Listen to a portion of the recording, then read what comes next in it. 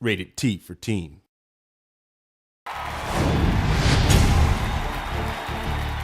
What's up, guys? Nevin Dravinsky, producer on UFC Undisputed 2010, coming to you from the famed Black House Gym, once again in an undisclosed location somewhere in Los Angeles, California.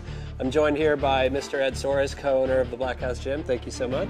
Oh, it's my pleasure. We're going to talk today about some of the improvements and enhancements to the UFC Undisputed 2010 career mode.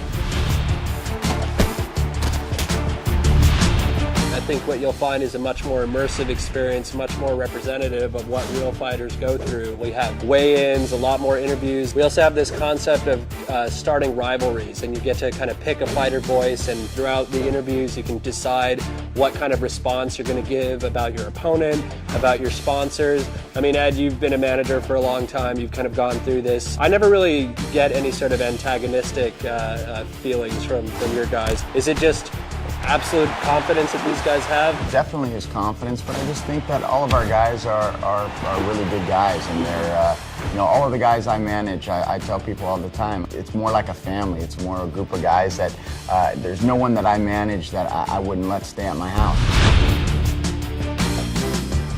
The game will actually track how you actually proceed in the game. If you're a guy that does a lot of head kicks in the game, eventually your opponents will start taking you down, or going to the ground, trying to exploit your weakness. Rogan and Goldberg might call out, like, the guy's knocked out his last 5 opponents via head kick, so you can't use the same game plan over and over again.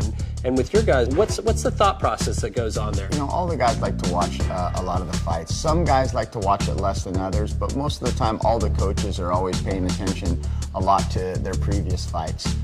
Every fight is different. A perfect example would be the last fight against, Cain Velasquez against Rodrigo. We really thought, even though he was knocking people out, he was really using his wrestling. So we thought that he was going to come in, and Rodrigo really believed that he was going to take him down. And he came in with the wrong strategy, and obviously Cain came in with the right strategy and won the fight.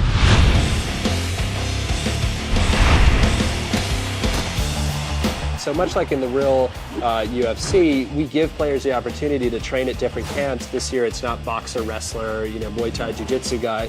You're just learning specific moves, and you go work with members of these camps to get these moves. So for example, if I'm in, heavyweight, I work with Junior and on the boxing, and I work with Nogueira on my Jiu-Jitsu. And as a result, I'll get these specific moves that I'll be able to apply to my fighter. So, in career mode, on top of being able to create my own fighter, I could create my body type, my weight class, what brand shorts I wear, what sponsors I have, and then I can also choose what camp I want to go train with. Correct. And all of these things get unlocked in tiers. When you first start out in your career, nobody knows you, nobody wants to sponsor you, But if you fight better, if you start winning, people will start to recognize you, notice you, and want to offer you stuff.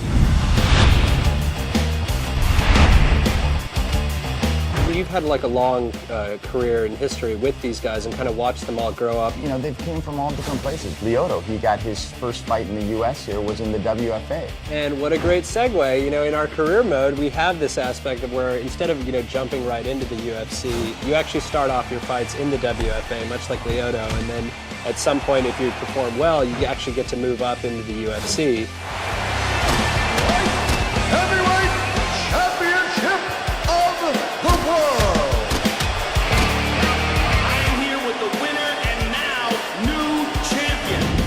I think they got a little taste of some of the features in the career mode for UFC Undisputed 2010. I think so.